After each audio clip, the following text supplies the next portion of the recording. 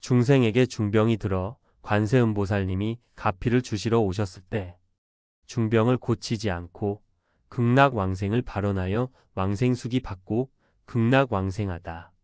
왕채근의 언니의 극락왕생. 정전스님 법문.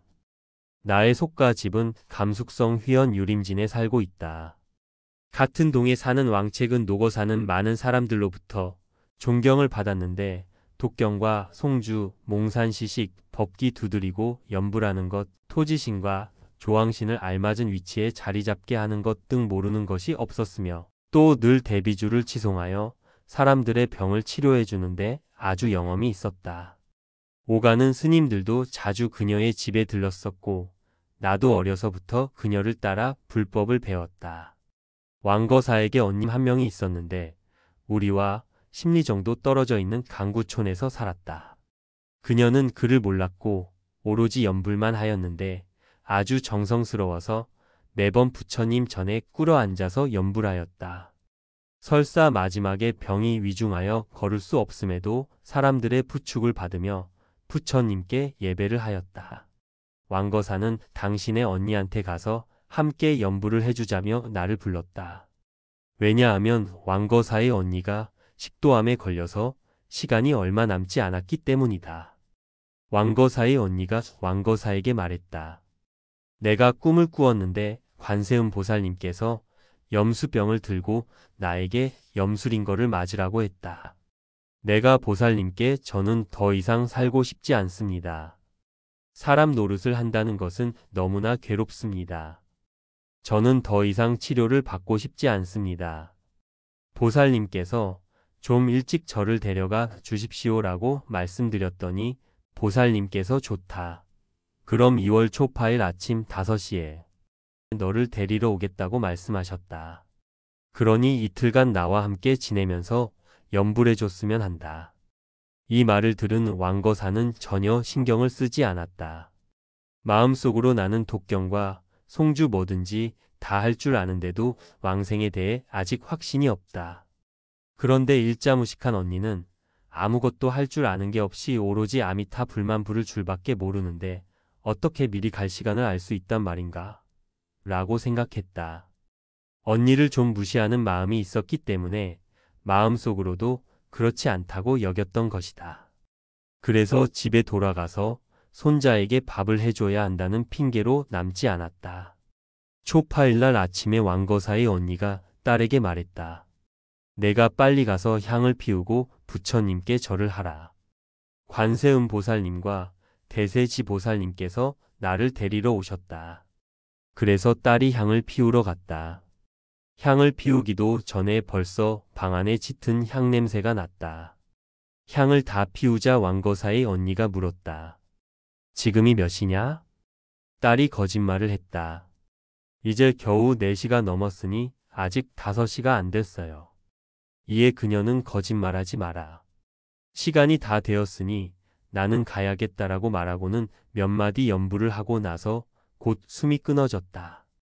누가 소식을 전하러 오자 왕거사는 몹시 후회하였다. 그녀의 언니를 얕보다가 마지막 가는 길에 언니를 배웅해주지 못했기 때문에 감개하여 말했다.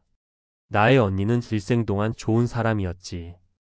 남의 덕을 보려하지 않았고 일자무식하여 오로지 한 구절 명호만 부를 줄 알았는데 이렇게 좋게 가셨다. 왕거사의 언니가 왕생한 뒤 딸이 줄곧 그녀가 보고 싶어서 늘 연불하면서 눈물을 흘렸었다. 하루는 꿈속에서 어머니가 사자를 타고 구름에서 내려오는 것을 보고는 덥석 어머니의 다리를 잡고 울었다. 어머니는 그녀에게 너도 착실하게 연불을 잘하거라.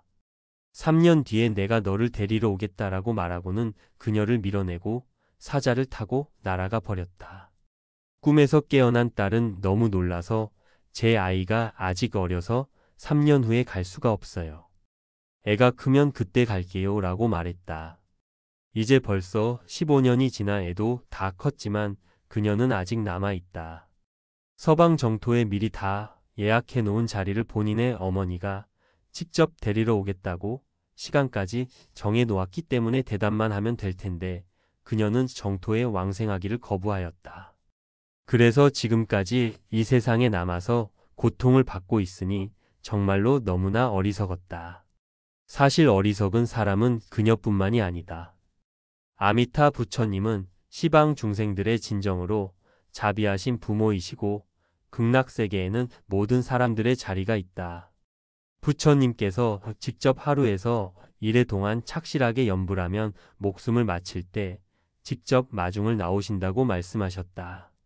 우리는 단지 대답 한마디 하고 연불만 하면 된다. 그런데 그렇게 많은 사람들이 기어코 믿지 않고 가기를 원치 않아서 공연히 윤회의 고통을 받고 있다. 또한 믿고 가기를 원하는 사람도 있지만 지나치게 긴장한 탓에 자신이 연불을 잘 못해서 아미타 부처님께서 데리러 오지 않아 왕생할 수 없을 거라고 걱정하고 있다. 이는 부처님이 우리의 부모이고 부처님은 절대 거짓말을 하지 않는다는 것을 모르고 있기 때문이다. 위에서 말한 왕노거사 딸의 경우 만일 가겠다고 대답하고 안심하고 연불만 하였다면 3년 뒤에 그녀의 어머니가 그녀를 데리러 오지 않았겠는가. 정말로 전혀 불필요한 걱정이다. 작년 봄에 내가 속가로 돌아갔다가 왕책은 거사를 만나봤는데 거의 80세가 다 되어 정신도 이미 맑지가 않았다.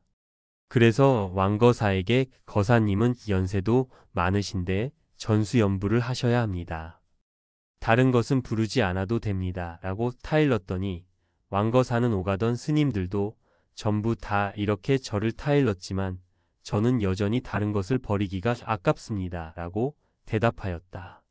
그녀도 일자무식한 그녀의 언니가 전수연불하여 아주 좋게 간 것을 봤지만 본인은 지금도 여전히 잡행잡수를 버리기를 아까워하고 있으니 정말로 안타까울 노릇이다. 이것이 바로 범부의 마음이다. 자신의 생각에만 의지하고 부처님과 조사의 말씀에 의지하지 않는다. 내가 보기엔 그녀는 지금도 똑바로 알지 못하는데 나중에는 더더욱 그녀의 언니와 비교하기 어려울 것이다. 선도대사의 법어를 읽다가 전수연부라는 자는 100명이면 100명이 왕생하고 잡행잡수를 하는 이는 1000명 중에 1명도 없다는 대목에 이르러 문득 왕거사 자매가 생각난 것이다. 나의 가르침의 말법 시대에도 수많은 중생이 행을 일으켜 도를 닦을 것이지만 마지막에는 한 가지 얻을 것이 있을 터인데 그것은 오직 연불의 한문이니라. 가히 통하여 그 길에 들어서서 연불을 하여 극락세계에 태어나기를 구하면 10,000명 가운데 1명도 실패하지 않을 것이다.